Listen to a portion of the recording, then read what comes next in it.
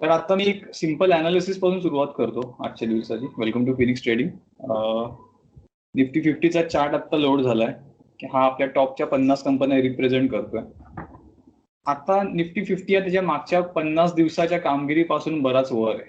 ठीक आहे, त्याला जर 50 दिवसाच्या मुव्हिंग ऍव्हरेजवर त्याला यायचं असेल तर ती व्हॅल्यू येते काहीतरी साधारण 13,650, की ती बऱ्यापैकी खाली आहे अजूनही. ठीक आहे, किती खाली आहे म्हणजे इथून जवळपास एक 700-800 पॉईंट जवळजवळ ती खाली आहे. डाऊन साइड म्हणजे अजून सेलिंग येऊ शकतं बिफोर बजेट, पण आता दिवस कमी राहिलेत.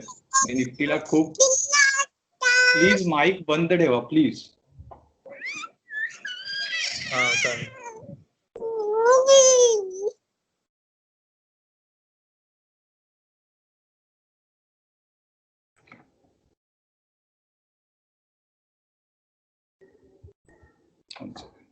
ओके, सो इथून अजूनही बऱ्यापैकी एक डाऊन साइड आपल्याला अजून अवेलेबल आहे खाली जायला, की हा इथे येतोय मुव्हिंग ऍव्हरेज 50 डेजचा आणि तो येतोय 13,650.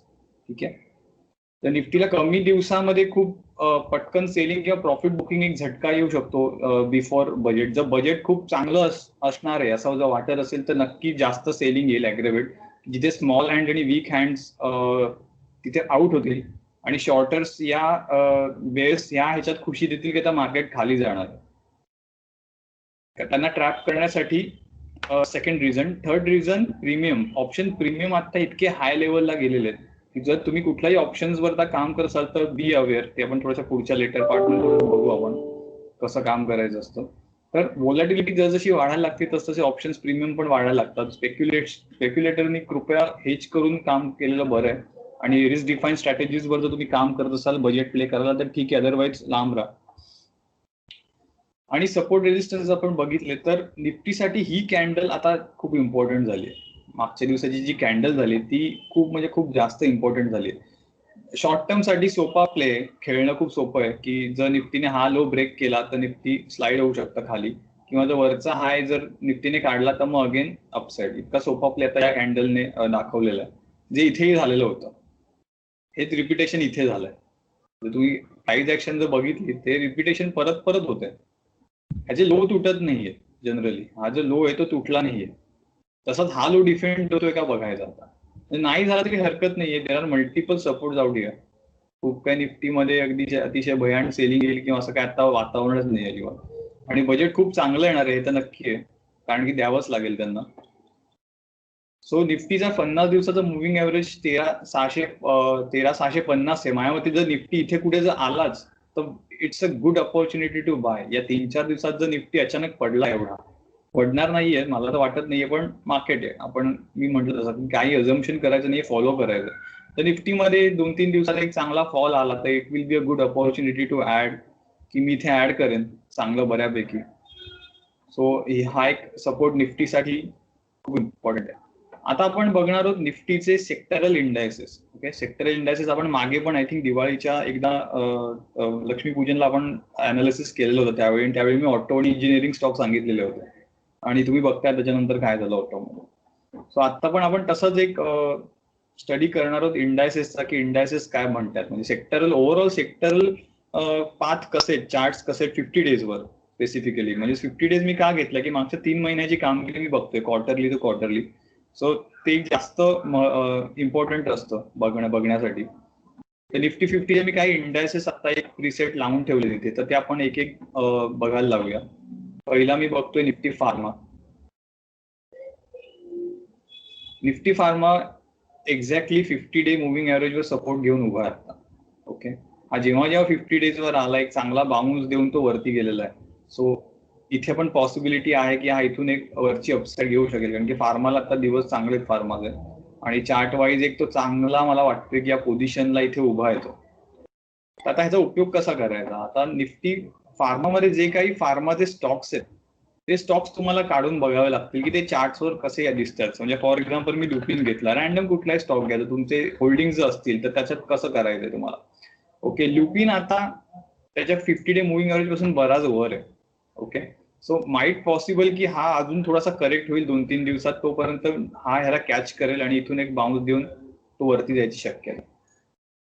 म्हणजे तुमचं बाईंग साधारण तुम्हाला ठरवायचं या झोनमध्ये एक साधारण अपॉर्च्युनिटी मिळाली तर तुम्ही इथे ऍड करू शकता लोकिंना. अर्थात ही प्राइस ऍक्शन खूपच काय म्हणतात ते एक बेसिक तुम्हाला सांगतोय मी, हे कुठलंही रिकमेंडेशन नाहीये, पण मार्केट जनरली मूव्ह कसं होतं त्याची आयडिया देण्यासाठी मी सांगितलं. इथे पण साईडवेज होतं बरं, त्याच्यानंतर ते खाली आलं, तोपर्यंत 50 डे मुव्हिंग ॲव्हरेजने त्याला क्रॉस केला, कॅच केला, इथून थोडंसं बॉटम आउट झालं आणि मग नंतर एक चांगली रॅली वर मिळाली. इथेही तेच होतंय, 50 डे मुव्हिंग ॲव्हरेजवर आल्यावर तो कन्सॉलिडेट होतोय आणि मग तिथून एक रॅली देतोय.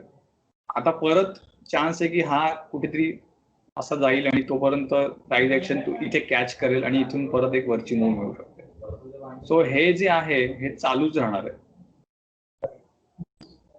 सो कीप वॉच ऑन फार्माचं जसं आपण बघितलं. One second.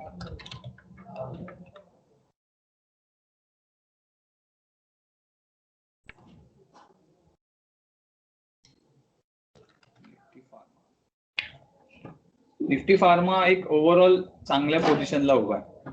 जर निफ्टी फार्माच्या सेक्टरने म्हणजे सेक्टरल इंडायसेसने जर डेली क्लोजिंग या कॅन्डल्सच्या वर दिलं, या दोन कॅन्डल्सच्या, it will be a good opportunity to enter in a pharma sector stocks. पण त्यातले टॉपर्स फार्मा सेक्टरमध्ये जो कोण टॉप फार्मा प्लेअर आहे त्याच्यामध्ये एंटर करायला एक चांगली अपॉर्च्युनिटी तुम्हाला मिळू शकते, कारण की हा एका चांगल्या सपोर्टवर आत्ता उभा आहे. फक्त आपल्याला कन्फर्मेशन पाहिजे, ते अजून मिळालेलं नाहीये. सो एक निफ्टी फार्माचा हा आउटलुक होता. निफ्टी मेटल बघूया. सेम निफ्टी मेटल पण आता गेल्या काही दिवसांपासून फॉल मध्ये येत आहे, पण बजेटमध्ये काय प्रोव्हिजन असेल यू नेव्हर नो. ठीक आहे, तर इथून काढला हा, परत इथून एक खाली जाऊन एक वरची मुवमेंट पकडू शकतो.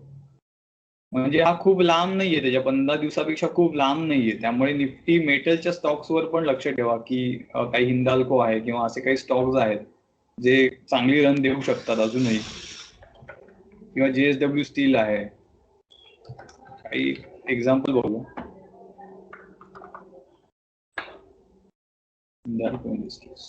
लुक ॲट दिस, आणि एक्झॅक्टली सपोर्ट घेतलाय 50 दिवसावर. सो आता बघूया ह्याचा हाय निघाला किंवा हे कन्सॉलिडेशन ब्रेक त्याने खालच्या बाजूला गेले, तर वरच्या बाजूला जर केलं त्याने साधारण 250 वर क्लोजिंग जर हिंदाल्कोचं मिळालं तर again it will test the 275 and more than that. Okay, हे इथे पण झालेलं आहे खाली, हे तिथे येऊ शकतं. आता इथे तो काही दिवस स्पेंड करून मग एक वरती बजेटच्या आसपास तो एक रन देऊ शकतो. तर तुम्हाला अलर्ट लावायचे थे की या पोझिशनवर आल्यावर मला तुमचा स्टॉप लॉस डिफाईन असणार आहे. या कॅन्डलचा जो तुमचा स्टॉप लॉस असेल जो इथून जर वर फिरायला लागला तो.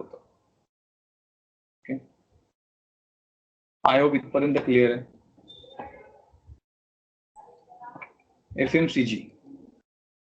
एफएमसीजी मला एक इंटरेस्टिंग जास्त वाटतोय, कारण की एफएमसीजीने एक सडन रन दिलेली, ज्या ह्याच्यामध्ये तुमचे हिंदुस्तान युनिलिव्हर सारखे किंवा बाकीचे स्टॉक्स अचानक डीमार्ट वगैरे खूप वरती उडाले आणि ते 50 दिवसापासून लांब गेलेत.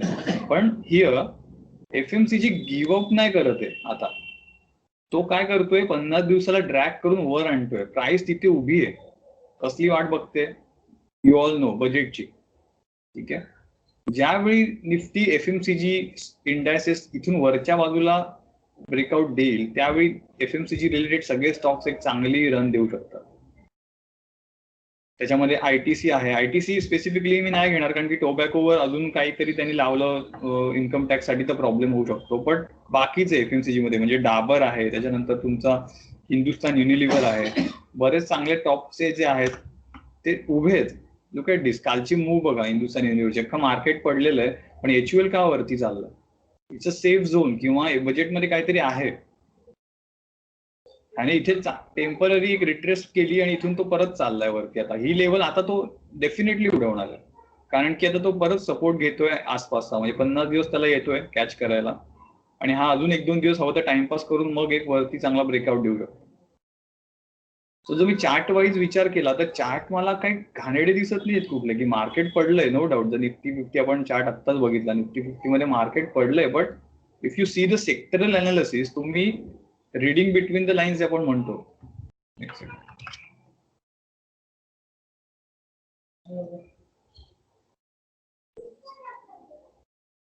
मार्केट पडलंय ते पण 2 दिवस पडलंय, ते पण खूप लांब गेलंय 50 डेज पेक्षा, म्हणून ते फक्त एक करेक्ट होण्याच्या मूडमध्ये, अशा मार्केटमध्ये शॉर्ट साईडला उभं राहणं हे सुसायडल आहे. तुम्हाला थोडासा एक काही बेनिफिट मिळू पण शकतो, but it is not advisable to trend against the trend, की तुम्हाला इथूनच मोठ्या मोठ्या रॅलीज घ्यायच्यात या सोडून द्यायच्यात. हे नेहमी सेफर झोन असतात ट्रेड करणं. या 2-4 दिवसाच्या ह्याच्यावरून खुश होण्यासारखं काहीच नाहीये बेसिकली. जरी तो उद्या 14,200 वगैरे आला, it's not rocket science to guess anything. 14,200 पूर्ण जगाला माहिती आहे 20 डे मुव्हिंग ऍव्हरेज आहे त्याचा तिकडे. बट ट्रेंड बरोबर राहून मॅक्सिमम मूव्ह कॅच करणं इट्स अ टास्क, आणि हे तुम्हाला करायचं बेसिकली. सो तुमच्या ट्रेड हे नेहमी तुमच्या ट्रेंडच्या बरोबरच गेले पाहिजे.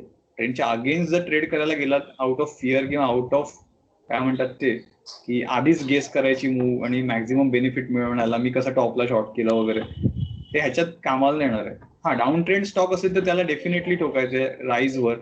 सेल ऑन राईज आणि बाय ऑन डिप्स ही कन्सेप्ट थोडासा क्लिअर व्हायला पाहिजे अजूनही. एफएमसीची आपण चेक केला तर निफ्टी मिड कॅप सेक्टर एक मी बघतोय, ब्रॉडर मिड कॅप रेंज, ती पण एक चांगल्या ह्याच्यावर आहे, की तो पण एक अपट्रेंड मध्ये आहे. आणि कुठेतरी आता साईडवेज होतोय का, कारण की 50 डे मुव्हिंग ऍव्हरेज त्याला कॅच करतोय. इथे आसपास एक प्राइस ऍक्शन परत 2-4 दिवसात समजेल काय होतंय ते. जेवढा लवकर हा क्रॉस करेल इतक्या लवकर वर नाही येणार प्राइस, पण साधारण असा फ्लॅटिश हा जाऊ शकतो. अगेन तुम्हाला कुठे एंटर व्हायचे निफ्टी मिड कॅप मध्ये जर त्याने हे सगळे हाय जर उडवले तर.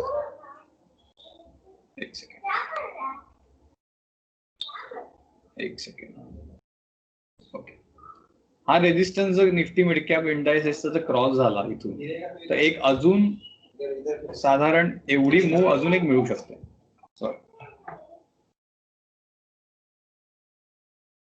जी प्राइस रेंज आहे,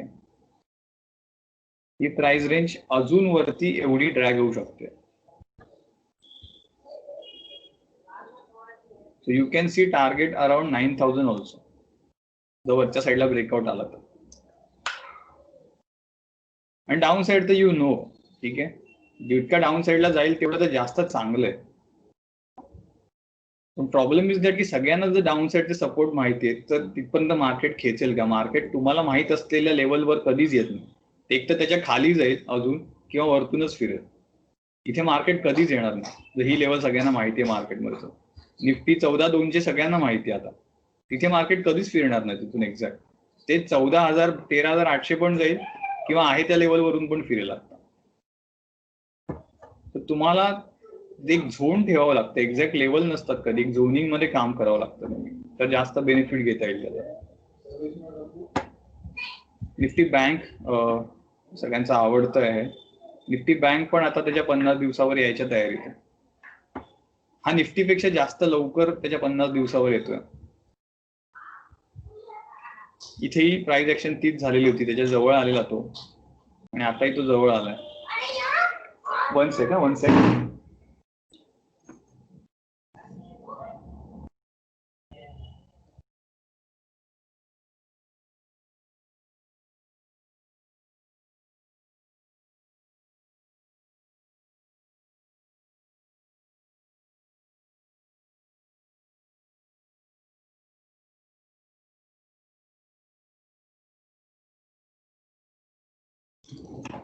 सॉरी. तर निफ्टी बँक कडे पण लक्ष ठेवा. हे सगळे त्याच्या 50 दिवसाच्या मुव्हिंग ऍव्हरेजच्या आसपास ट्रेड करतात.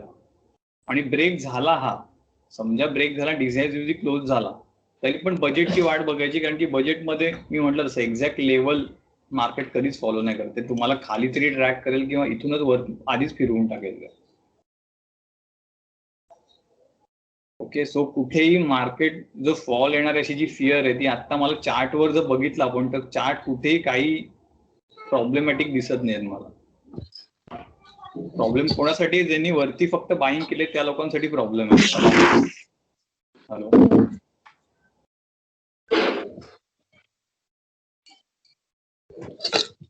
प्लीज माईक म्यूट करा, कोणाचं चालू आहे?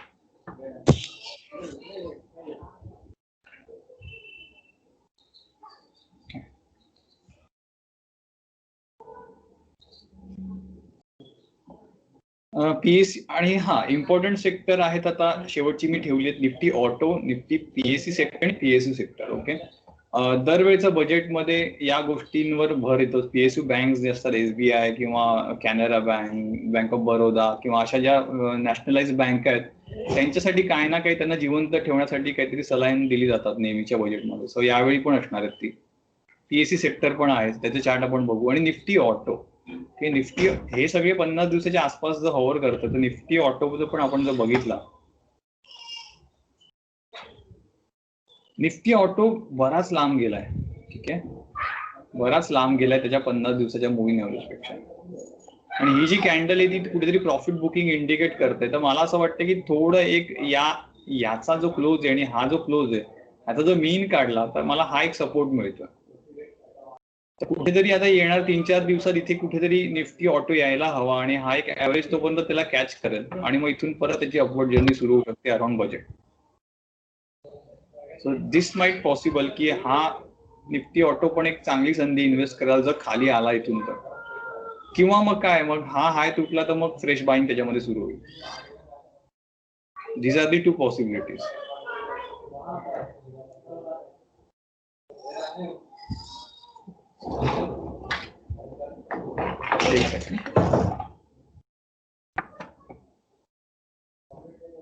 निफ्टी आता निफ्टी ऑटो मध्ये काही स्टॉक्स चांगले आहेत, म्हणजे जे ऑल टाइम हायवर हॉवर करतात. हिरो मोटोकॉप आहे, त्यांचा तुमचा बजाज ऑटो आहे.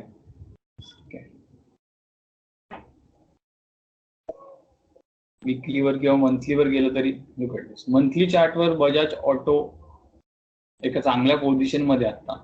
हा एकदा रेजिस्टन्स क्लिअर केला तर त्याची वरची टार्गेट ओपन होतील.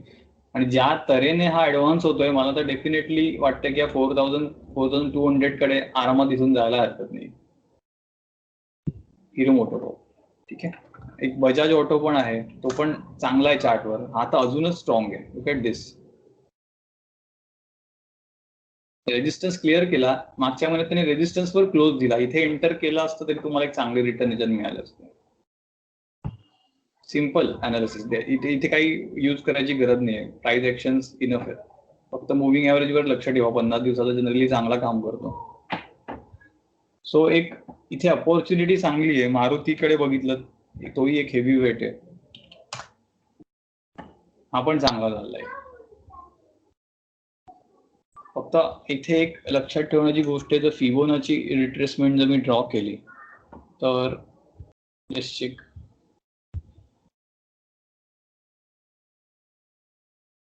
Yes, it's in good shape. I think chart structure wise खूप चांगला वाटतोय मला.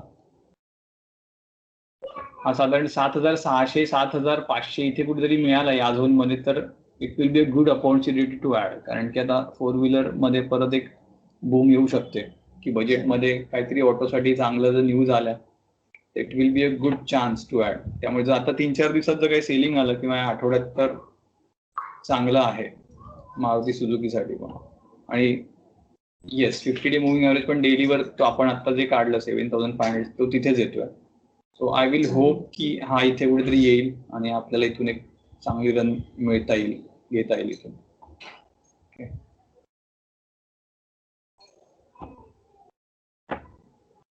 निफ्टी पीएससी पीएसयू सेक्टर बघूया. दिस इज इंटरेस्टिंग. हे दोन्ही तुम्ही म्हणालेला तसं आय थिंक 300 वरनं तो फिरलाय आता. टाटा मोटर. कुठला टाटा मोटर ना? येस, आपलं ते ऑलरेडी टार्गेट होतं ना 300चं साधारण. बरोबर. 304 वरनं फिरला तो परत. एक्झॅक्टली. 306 वरून तुम्हाला परत खाली मिळू शकतो तो, जर एक पुढचं सेलिंग आलं तर एक रिट्रेसमेंट त्याच्यामध्ये ड्यू आहे बेसिकली. कारण की तो खूप व्हर्टिकली वर गेलाय. सो आय एम एक्सपेक्टिंग की तो खाली येईल परत. लेवल बघू शकतो आपण. हो, आधी एक सेक्टरला मी कम्प्लीट करतो, मग स्टॉक स्पेसिफिक घेतो. Okay okay, thanks. PSC sector पण चांगलं आहे. कॅपिटल गुड्स साठी ज्या गोष्टी आहेत त्याच्यासाठी पण चांगलं आहे हे सेक्टर, की हेही आता त्याच्या 50 डे मुव्हिंग ऍव्हरेज कडे कुठेतरी यायला लागलेलं आहे. तर हे खूप टेक्निकल आहे. म्हणजे जर तुम्ही टेक्निकलवर काम करत असाल तर तुम्हाला या सेलिंगचा काही फरकच नाही पडणार आणि तुम्हाला माहिती आहे काय कशासाठी हे सेलिंग येतं. ओके. जोपर्यंत चार्ट निगेटिव्ह सांगत नाहीये तोपर्यंत बाहेर किती काही कोणी सांगितलं, आवाज ओरडून ओरडून सांगितलं तरी त्याच्यावर विश्वास ठेवण्याचं काहीच कारण नाही. कारण शेवटी PSU सेक्टर सेम साधारण इथे तुम्हाला ज्यावेळी एक सपोर्ट मिळेल त्यावेळी तुम्हाला इथून एक चांगली रन बघता येईल. आणि आता बाकीचे स्टॉक्स पण PSU बँक वगैरे तशाच स्टॉक्सवर आहेत की SBI वगैरे या सगळ्यात थोड्या रिट्रेसमेंट दिलेली आहे त्यांनी. सेम आता SBI जर तुम्हाला कुठेतरी या रेंजमध्ये मिळाला 260, 255 किंवा 265 तर या रेंजमध्ये चांगला ऍक्युम्युलेट करायला. सो आय एम विशिंग की हा उद्या 2-3 दिवसात एक मला या लेवलला मिळाला तर better for me. So market giving you opportunity. हे ट्रेंडच्या अगेन्स्ट जर तुम्ही काम करायला गेला आणि उद्या कोणीतरी याला विकला SBI ला आणि हा इथून SBI परत वर त्याला घेऊन गेला तर प्रॉब्लेम असा वेळ होतो. ठीक आहे, सध्या अपट्रेंडिंग मध्ये आहे तर बाय ऑन डिप्सच रणनीती हवी नेहमी. टाटा मोटर एकदा बघून घेऊया पटकन.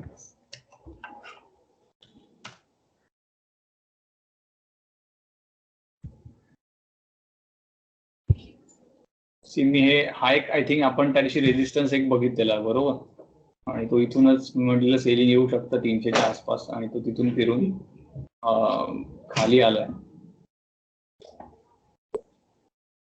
डेलीवर बघितलं तर तो 289 म्हणजे ठीक आहे, म्हणजे अजूनही तो स्ट्रॉंग आहे खूप आणि इतक्यात त्याच्यात सेलिंग आहे असं वाटत नाही मला. हा 1-2 दिवसाचं जेमतेम सेलिंग दाखवेल, कारण की ज्या प्रकारे न्यूज येत आहेत टाटा मोटर्स मध्ये हा जर 260-270 ला आला तरी म्हणजे जबरदस्त बाईंग आहे, मला घेण्यासारखं आहे. सो विश करा की हा इथे येऊन जाईल, कारण की त्याचा जबरदस्त ट्रेंड आहे. 260 ला जर मिळाला तर नक्की घेण्यासारखं आहे, कारण की तुमचा स्टॉप लॉस खूप छोटा राहील त्या केसमध्ये. स्टॉप लॉस हे कन्सॉलिडेशन जे झालेलं 245च्या आसपास 235च्या आसपास तुमचा साधारण एक 25 रुपयाचा स्टॉप लॉस होईल. ही जी एक रेंज बनवलेली त्याने, ह्याचा लो तुमचा स्टॉप लॉस असेल मग स्विंग ट्रेडिंग साठी जर इथे तुम्हाला मिळालं तर. सो टाटा मोटर चांगलं आहे. सो साधारण तुम्हाला जर NSE वर जर कोणाला माहित नसेल सेक्टर कुठे बघायचे तर ते पण मी इथे उघडून ठेवलंय की तुम्हाला जायचंय होम मध्ये. ठीक आहे,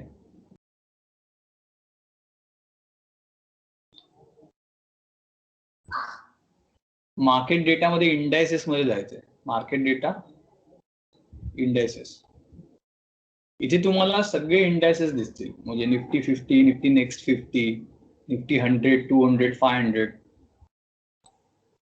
आणि सेक्टरल इंडायसेस मध्ये तुम्हाला निफ्टी बँक, निफ्टी ऑटो हे सगळे तुम्हाला इथे इंडायसेस दिसतील. कुठले इंडायसेस काय करतायत, प्रिव्हियस क्लोज काय, एक वीकच्या पूर्वी काय होतं, सगळे तुम्हाला इन्फॉर्मेशन इथून मिळू शकते. सो ह्याच्यावर नजर ठेवली तुम्ही ना तर तुम्हाला न्यूज वाचायची काही गरज नाही पडणार. तुम्ही एवढं बघत राहिलात ना कुठला सेक्टर काय करते आणि कुठला सेक्टर एक ब्रेकआउटच्या तयारीत आहे. सेक्टर म्हणजे कसं असतं, एक पूर्ण झुंड असते ती. ओके, अख्खा एक ग्रुप असतो, तो अख्खा ग्रुप चालायला लागल्यावर त्यातले ना छोटे मोठे स्टॉक पण चालायला लागतात मग अशा वेळी. त्यामुळे मग काय म्हणतात ते ओल्यावर सुक्यावर ओलं जळतं असतं ना, तसं असतं ते की त्याच्या ग्रुप अख्खाच्या अख्खा जर ग्रुप पॉझिटिव्ह असेल तर ते छोटे मोठे स्टॉक पण त्यातले चालायला लागतात. त्यामुळे मग अशा वेळी तुम्हाला डिसिजन घेणं सोपं होतं की त्याच्यामध्ये जे 10-12 स्टॉक्स असतील तर त्यातले चार्टवर अजून कुठले स्ट्रॉंग आहे त्याच्यामध्ये पटकन एंटर करून एक चांगलं रन घेता येते. आता मध्ये निफ्टी आयटी, इथे निफ्टी आयटी आज आपण बघितला नाही, निफ्टी आयटी एकदा बघून घेऊया.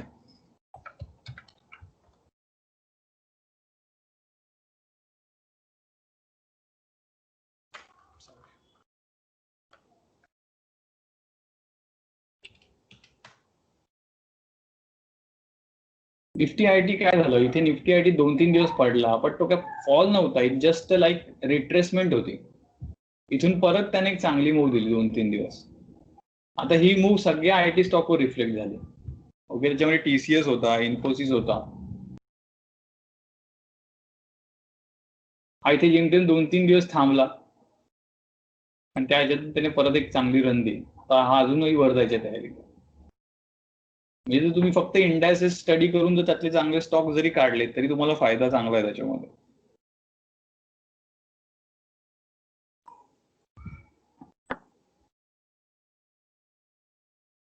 सो इथे तुम्हाला हे बघतील. हा, आणि अजून एक महत्वाचं सांगायचं राहिलं, इंडिया विक्स कडे एक नजर ठेवणं तुम्हाला गरजेचं आहे. What is India VIX? ठीक आहे, इंडिया विक्स हा मार्केटच्या व्हॉलॅटिलिटीचा इंडिकेटर आहे.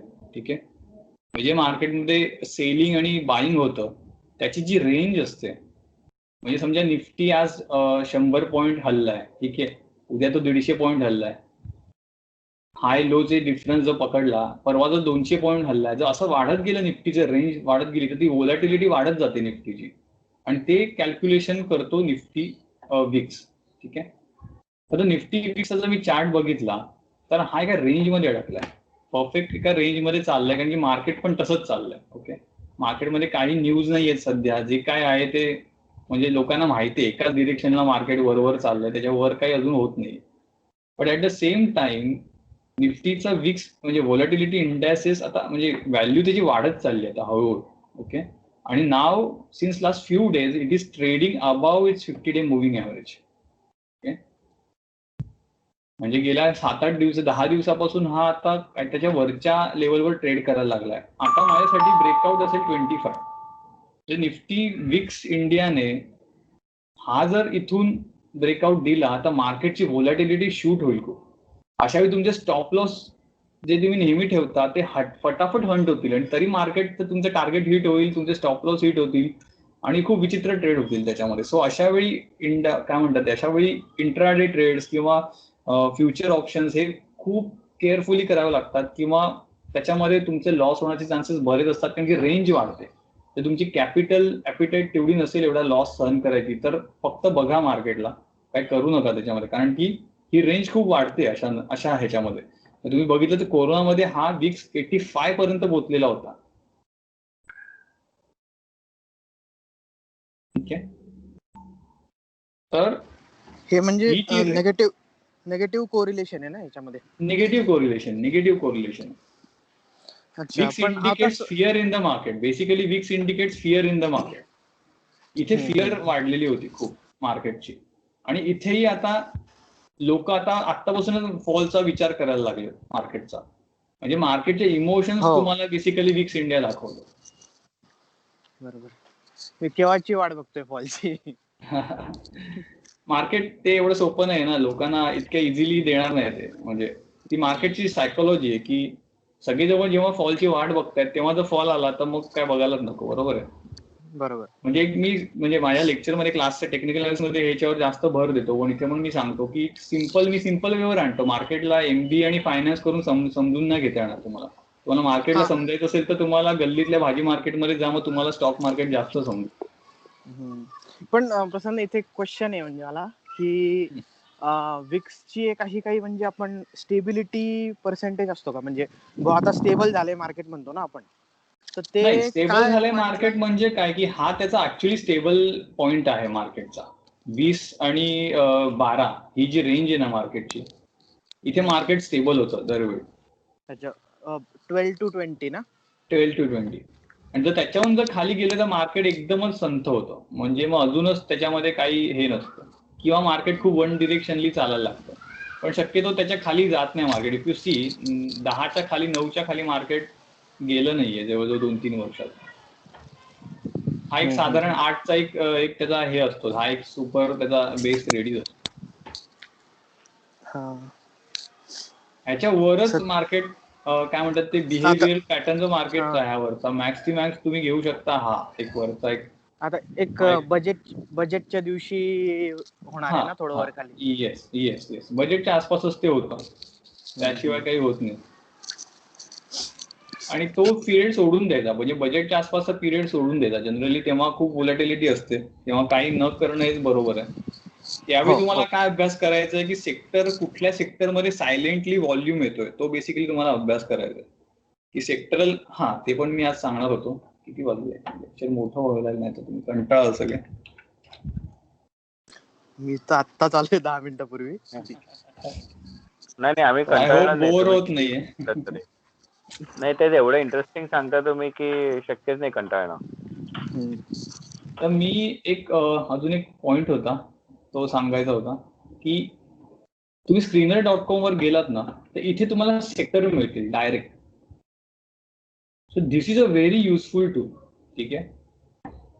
तुम्हाला काय करायचंय, तुम्हाला एक्सप्लोर करा कोण तुमचे फायनान्शियल ऍडवायझर किंवा कोणतरी मित्र किंवा कोणतरी असं असेल की जो आतल्या ह्याच्यामध्ये बसलेला असेल फायनान्समध्ये किंवा त्या रिलेटेड तो काम करत असेल, त्याला विचारा की काय होऊ शकतं, काय नाही होऊ शकत.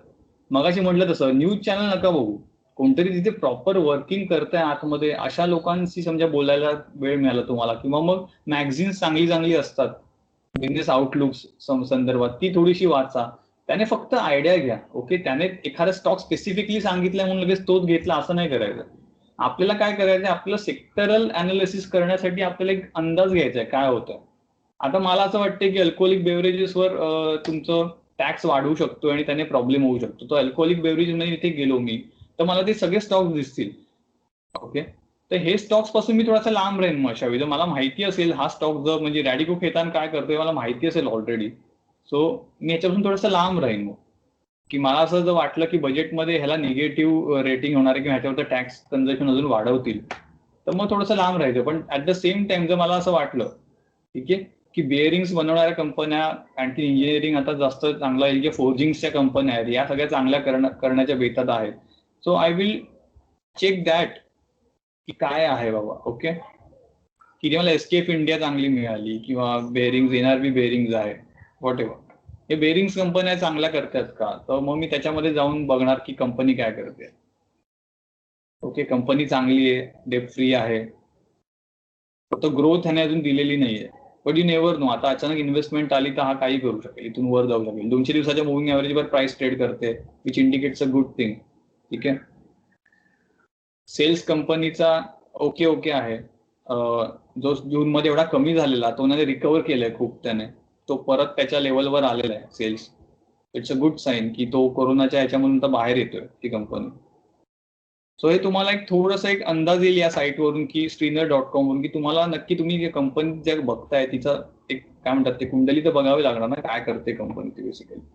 सो इथून तुम्हाला एक सेक्टरल अनालिसिस साठी हे पटकन एक शॉर्टकट आहे की पटापट तुम्हाला कंपनीतून ब्राउज करता येतील. तुम्हाला एक एक मॅन्युअली आठवून करायची गरज नाही की अरे मी आता विचार करेल मग कुठल्या कंपन्या कशात आहेत. नो, इथून फटाफट ह्या सगळ्या कंपन्या आहेत. पेंट कंपनीज मध्ये गेलं, या पेंट्स कंपन्या आता अवेलेबल आहेत. ठीक आहे, एशियन पेंट्स लीडर आहे, वर्जन पेंट्स आहे, कांसा एक्झो नोबल आहे, ही पण एक चांगली कंपनी आहे. 74% promoter holding, it's a good company. Market capitalisation चांगलं आहे यांचं.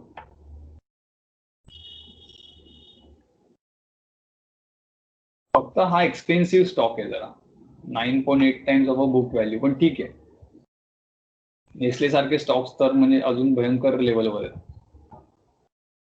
तर आता मी जर कन्झम्पशन गुडवर मला असं वाटतंय, म्हणजे फॉर एक्झाम्पल देतोय मी, असं नाहीये खरं तर, फक्त मी एक एक्झाम्पल म्हणून आता मी हे करतोय की समजा एक कॉमन सेन्स म्हणजे मी एक साधा विचार करतोय. मी जसं म्हटलं तसं भाजी मार्केटचा जर मी विचार केला मार्केटचा, तर प्रॉफिट कधी होणार आहे मार्केटमध्ये, जेव्हा मला एखाद्या गोष्ट हायर पॉईंटवर मी घेणार आहे, ओके, विकणार आहे, तेव्हा मला प्रॉफिट होणार आहे. किंवा एखादी गोष्ट मी स्वस्तात घेणार आहे आणि नंतर मी ती विकली तर मला प्रॉफिट होणार आहे. बरोबर आहे. मार्केटमध्ये सेम असतं. मार्केटमध्ये आपलं रिटेलर चुकतो कुठे की त्याला असं वाटतं की सेटल डाऊन झालंय सगळं मार्केट, त्यावेळी तो एंटर व्हायला बघतो आणि मग तोपर्यंत म्हणतो अरे माझी रॅली गेली. रॅली जाणारच होती. जो स्वस्तात विकत जर घेत नाहीये एखादी गोष्ट, महाग विकत घेऊन मग त्याच्यावर महाग विकायला कोणतरी मग शेवटी सेलर पाहिजे ना, बायर पाहिजे शेवटचा. नंतर नंतर बायर कमी होत जातात एका प्राइस नंतर. जसं तुम्हाला आता वाटतंय बरोबर आहे की आता मार्केटवर टॉपला आहे, तुम्ही घेताय का आता, काही घेत नाही, बरोबर आहे. तसंच आता ज्यांनी विकत घेतलेले आहेत ऑलरेडी त्यांना पण आता बाहेर मिळाला तर त्यांना प्रॉब्लेम होतोय, म्हणून ते आता हळूहळू खाली कमी प्राइस करत मार्केटला खाली आणतात की योग्य प्राइसवर जेव्हा मार्केट येतं, मार्केटचा नेहमी तो काय म्हणतात तो एक स्टॅबिलायझेशन असतं. मार्केट एक रेंज मध्ये चालतं असंच. ठीक आहे, आणि अगदी असं नाही चाललं मार्केट, तुम्हाला काय म्हणतात ते एक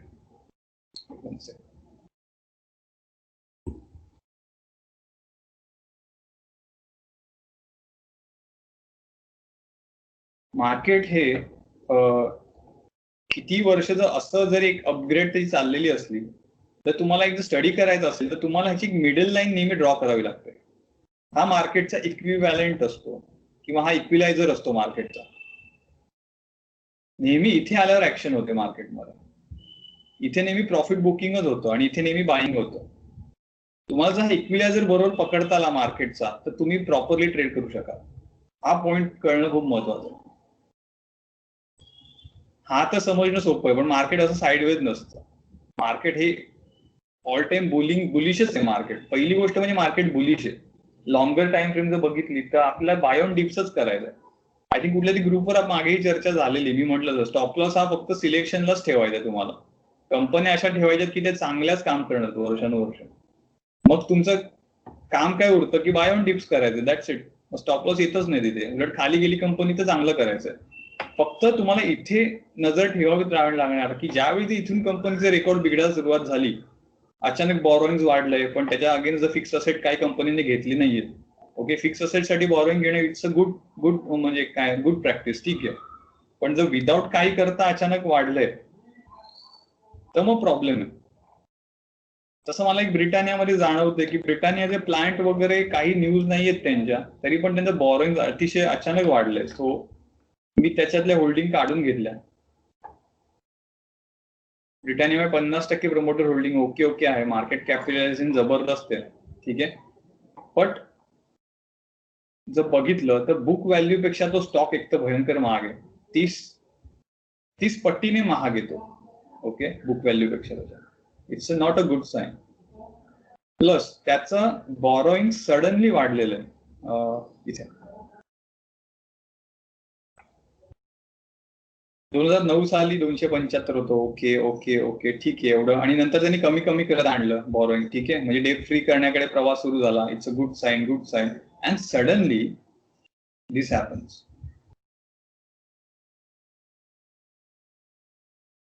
ओके, आता जर फिक्स असेट्स मध्ये मी बघितलं तर फिक्स असेट कुठे वाढले? म्हणजे इथे फक्त फिक्स असेट 200 करोडनीच वाढले आहेत, पण त्याचं बॉरोइंग 10 पटीने वाढलंय. म्हणजे काहीतरी गडबड आहे. फक्त फिक्स असेट साठी यांचं काही अजून किंवा पुढचं क्वार्टर वाट बघावी लागेल मला. पण at the same time he price खूप जास्त आहे. म्हणजे मला कुठेतरी ब्रिटानिया करंट प्राइस 3600 ना, मला कुठेतरी मग 2829 ला आला तर मी विचार करेन ब्रिटानिया घ्यायचा, किंवा 3000च्या आसपास मला प्राइस ऍक्शन चांगली वाटली. पण at this point it's very expensive. So हे एक अनालिसिस तुम्ही करू शकता. क्लिअर? सो बजेट येण्याच्या आधी काही पॉइंट्स होते ते मी क्लिअर केलेत.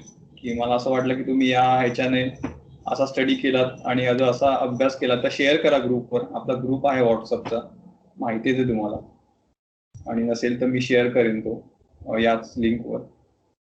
तिथे काहीतरी तुमचा स्टडी शेअर केला तर बरं होईल. थोडे दिवस मी आता ऍक्सेस देणार आहे सगळ्यांना, कारण की खूप रॅन्डम क्वेरीज येतात म्हणून मी ऍडमिन ऍक्सेस ठेवलेला फक्त. पण आता थोडे दिवस मी ओपन करणार आहे ग्रुप. तर तो स्टडी सगळ्यांनी मिळून केला तर एक फायदा होऊ शकतो. आणखी तुमचे काही क्वालिटी स्टॉक्स असतील तर तेही शेअर करा. येस, आणि अजून 2-3 स्टॉक्स होते, वर्लपूल आणि अशा ज्या कंपन्या आहेत त्या कंपन्यांमध्ये प्राइस ऍक्शन खूप चांगली होती. आता एक फ्रेश ब्रेकआउट मिळालेलं आहे. तर वर्लपूल परत कुठेतरी जर या लेवलला जर आला, ऍक्च्युली त्या लेवललाच येतो, फक्त तो वाट बघतोय 50 दिवसाचा मूव्हिंग एव्हरेज उभा राहायची. तर कन्झम्पशन स्टॉक मध्ये मला असं वाटतं खूप चांगली रन येऊ शकते. कारण की इन्कम टॅक्स वर समजा कमी झाला की आता मला वाटतं या बजेटमध्ये इन्कम टॅक्स वर जबरदस्त सूट मिळणार आहे, असं माझं पर्सनल एक साधा कॉमन सेन्स सांगतोय मला. की लोकांचं इन्कम पूर्ण या गेल्या वर्षात ठप्प झालेलं आहे. काही स्पेसिफिक फील्ड आयटी वगैरे सोडली तर बाकीच्या जॉबचे खूप प्रॉब्लेम झालेले. त्यामुळे मला असं वाटतं की इन्कम टॅक्स मध्ये सूट दिली जाईल बऱ्यापैकी, आणि जेणेकरून लोकांचं एक्सपेंडिचरचं प्रमाण त्यांना वाढवावं लागेल इकॉनॉमी जर लाईनवर आणायची तर. एक हिताची म्हणून आपण एक स्टॉक सांगितलेला होता, त्याने पण एक चांगल्या ह्याच्यात तो आलेला आहे. तो हा पण एक चांगला स्टॉक आहे, घेण्यासारखा आहे. रेंज ब्रेकआउट दिलेलं त्याने रिटेस्ट केलंय, आणि हा परत आता इथे जोपर्यंत या लेवलवर तो 50 दिवसाचा मूव्हिंग एव्हरेजवर ट्रेड करतो, it's a good sign to accumulate. तर ह्याच्यावर पण वॉच ठेवा.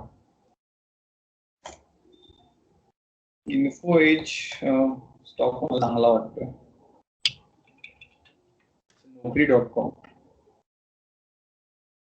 हा पडला, एक चांगली रिट्रेसमेंट दिली त्याने, आणि नाव अगेन हा एका चांगल्या मुवमेंटवर आहे राईज करायला. हा फक्त त्याने वाट बघितली 50 दिवसाच्या मूव्हिंग एव्हरेज पासून, हा खूप लांब गेलेला. आता हे डिस्टन्स आहे ते कमी झालं याच्यात, आणि मग त्याने परत एक वरची रन सुरू केली. हे नेहमी होत असतं.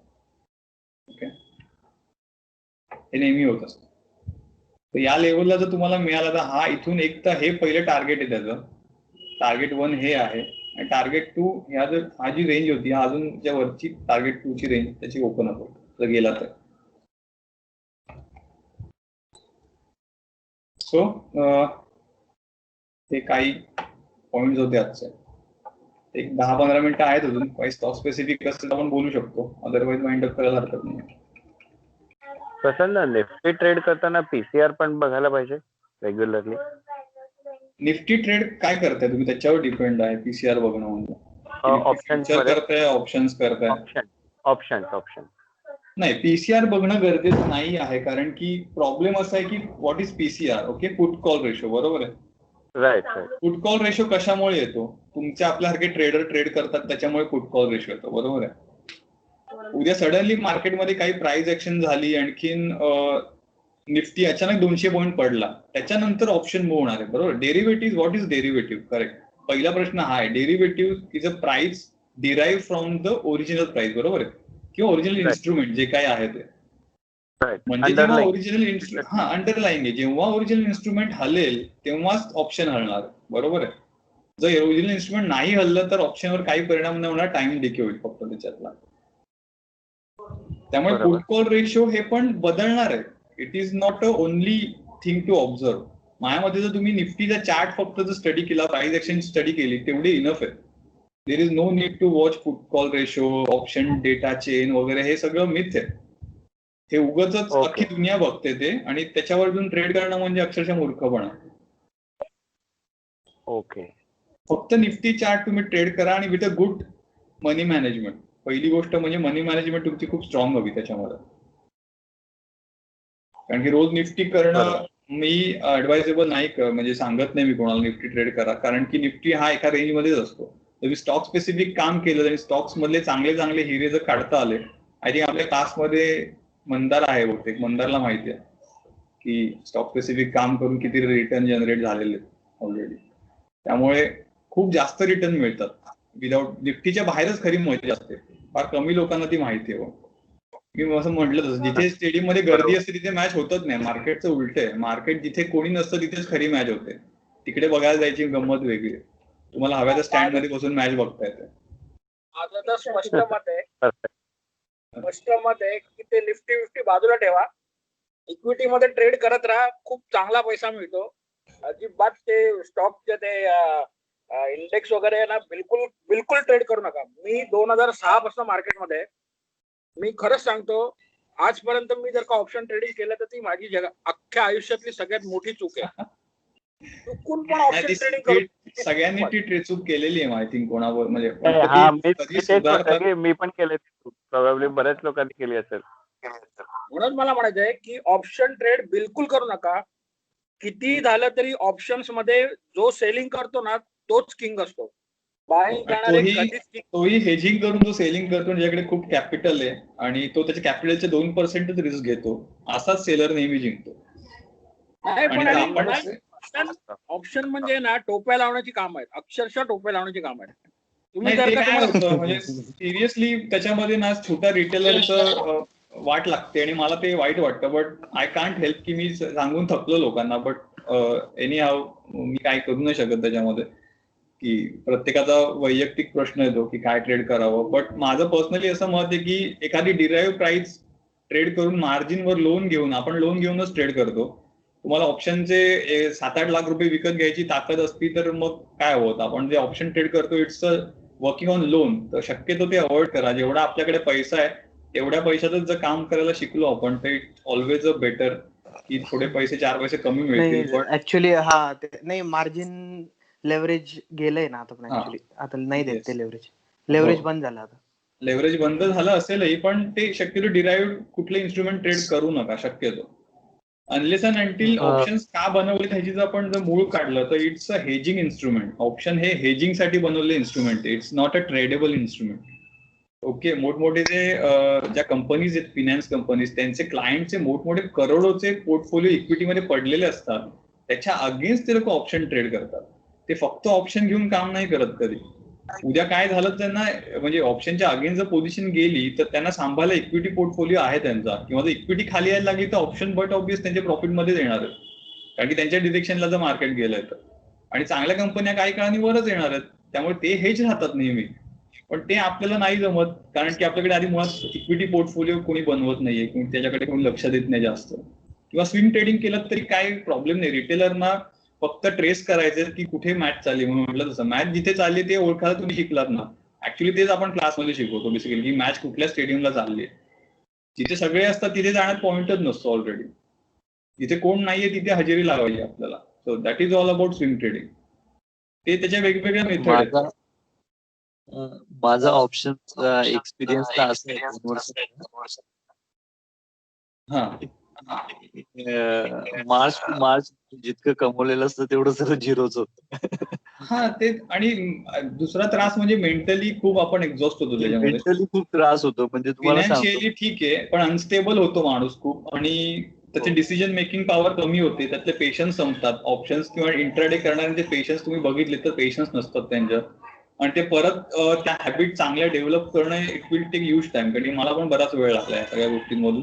पण स्विंग ट्रेडिंग ऑलवेज बेस्ट आहे, आणि माझ्या मते जर तुम्ही ते केलेत तर डोक्याला ताप नाही. आणि बाकीचे कामं करा, व्यवस्थित करिअरवर लक्ष द्या, आणि एक चांगला इक्विटी पोर्टफोलिओ बनवणं it is always good thing. आणि जर वर्षाचे 30 रिटर्न, जर आय थिंक बफे जर 22% काढतोय तर आपण 30% रिटर्न वर्षाचे काढले तर काय वाईट आहे.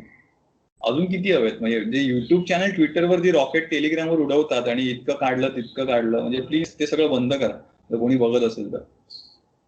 कम्पॅरिझन येते त्यावेळी खूप प्रॉब्लेम होतो लोकांचे. प्रॉफिट अँड लॉस स्टेटमेंट लोक बघतात, अरे 4 लाख 5 लाख काढले ऑप्शन मधून. हे सगळं नाहीये. म्हणजे बराच कितीतरी म्हणजे फोटोशॉप करायला 2 मिनिटं लागतात या सगळ्या गोष्टी.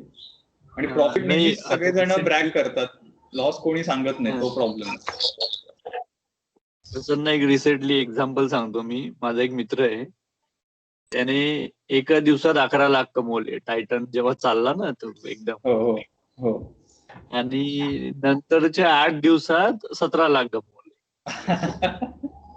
पहिले 11 दिवसात त्याला असं झालं, म्हणजे पहिले जेव्हा 11 कमवले त्याने असं झालं की आता आपण यातले 5 लाख फक्त काढू आणि बाकीची इक्विटी मध्ये टाकू. हा, असं मनी मॅनेजमेंट स्मार्टली. अरे बापरे. पण नंतर हळूहळू 1 गेला, 2 गेला, 3 गेले, असे करत करत करत केव्हा ते 11चे 11 गेले, 17 पण गेले. एक्झॅक्टली. आणि टेन्शन किती आलं ते गोष्टच वेगळी. आणि माझा वैयक्तिक अनुभव असा आहे की म्हणजे पहिले 8-10 दिवस महिन्याचे आम्ही एकदम रोज 3-3, 4-4, 5-5 असे करत करत मी कधी कधी 10 दिवसात 50-60 पण कमवले. आणि नंतर एका दिवसातच चालले जायचे. त्यामुळे ते कानाला खडी एकदम. नाही ते इन्स्ट्रुमेंट. आणि तर तुम्ही काय म्हणतात ना, मी सांगतो लोकांना तुम्ही बुक्स वाचा. प्रोबॅबिलिटी, कन्सिस्टन्सी याच्यावरची जी बुक्स आहेत ना मार्केटची, इतकं जबरदस्त कोणी ते डेव्हलप केले ना प्रोडक्ट ऑप्शन्स, म्हणजे हॅट्स ऑफ आहेत त्याला ज्याने प्रोडक्ट ते डेव्हलप केलंय. हा कॅसिनोचा एक प्रकार आहे. मी त्याच्यावर 2-3 बुक वाचली आहेत रिटेल. मी तुम्हाला नंतर पाठवेन ग्रुपवर, मला किंवा मेसेज करा, मी तुम्हाला पाठवेन. दिस इज अ लाईक एक ऍडिक्शन क्रिएट होतं तुमच्यामध्ये, की तुम्हाला काही विन्स मिळतात आणि काही लॉसेस मिळतात. ओके, ऑप्शन्स मध्ये. पण अशा वेळी प्रॉब्लेम असा होतो की नेहमी एज असते त्यांची.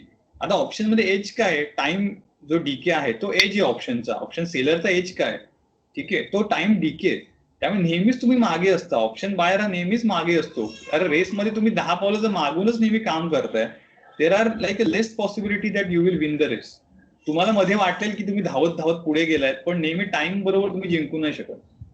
आणि जे टाइम ऑप्शन बायर नेहमी प्रॉफिटेबल ट्रेड करतात ना, त्यांना दाखवायला, मला सांगायचं की त्यांची please profit and loss statement मला समोर मेल करा मला. असं नाही होऊ शकत. They must have some other account to hedge that option buying positions. Okay, फक्त ऑप्शन बाईंग करत एखादा करोडपती झाला असं फार म्हणजे मिलियन्स मधून 1-2 जण होऊ शकतात लकमुळे. It's totally a luck. तुम्हाला गॅम्बल करायचंय की तुम्हाला बिझनेस करायचा आहे की तुम्हाला इन्व्हेस्टमेंट करायची आहे, बेसिकली तो एक फोकस मेन ठेवा. आणि कन्सिस्टन्सी, एखादी प्रॅक्टिस, एखादी स्ट्रॅटेजी ही 90 दिवस कमीत कमी चालवून दाखवा. किती जण याच्यात फेल झालेले आहेत, ते खूप प्रॉब्लेम होतो त्याच्यामध्ये. आता आय थिंक आम्ही क्लासच्या याच्यावर पण आम्ही डिस्कशन केलं सप्टेंबर महिन्यात. आय थिंक 31 डिसेंबरला मला एक्सपेक्टेड होतं मला एक्सेल शीट पाठवतील कोण ना कोण. अजून एकही एक्सेल शीट आली नाहीये मला. त्यांच्या ट्रेडशी. सो दॅट विल डिफाईन की तुम्ही जर्नल मेंटेन नाही करत आहात म्हणजे तुम्ही घाबरताय स्वतःला किंवा ते लॉस लिहायला पण तुम्ही घाबरताय, याचा अर्थ प्रॉब्लेम आहे. मग प्रसन्न मी पाठवते हा तुला. हा, आय थिंक तुझी आली आहे मला फक्त. सो आपलं एक असं पण एक आहे, गुगल शीटवर जातो, विकली ट्रेड मी देतो, तर त्या विकली ट्रेडची पण एक एक्सेल शीट अशी मेंटेन असते. ह्याच्यावर जर बघितलं तर अजून एखाद दोन एसएल आलेले आहेत, पण जर बघितलं तर target, most of the target hit होऊन ती खूप वरती पण गेलेली आहेत. बाकी ट्रेड इनएक्टिव्हच राहतात. काय इनएक्टिव्ह राहतात कारण की मार्केट जर खाली येते तर ते आपोआपच ऍक्टिव्ह होत नाही. त्यातले एक दोन आय थिंक ऍक्टिव्हेट झाले असतील, ही अपडेट करायची आज रात्रीपासून. मी दर सॅटर्डेला मी ट्रेड टाकतो नवीन ह्याच्यात, ती पेड सर्व्हिस आहे माझी. काही ट्रेड इनएक्टिव्ह झालेले आहेत. आणखीन मार्केट जेव्हा वर येईल तेव्हा हे परत ऍक्टिव्ह होते. आणि फिलिप कार्बन चांगला आय थिंक झालाय माझ्यामध्ये, हा 200 वगैरे पण मारून आलाय, म्हणजे टार्गेटच्या जवळ आहे. Let me check. Phillips carbon black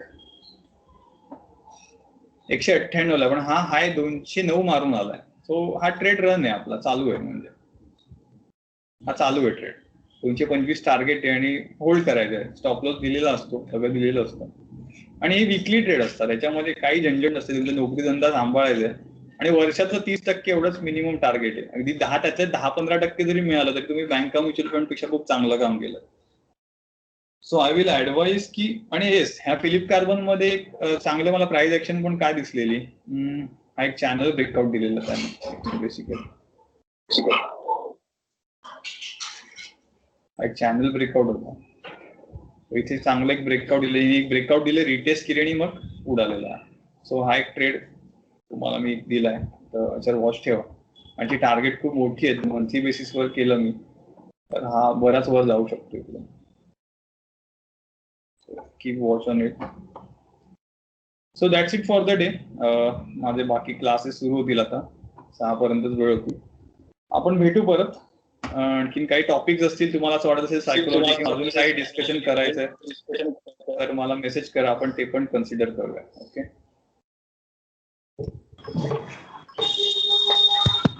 okay. Thank you thank you guys. Thank you. Thank you. Bye. Bye. Yeah.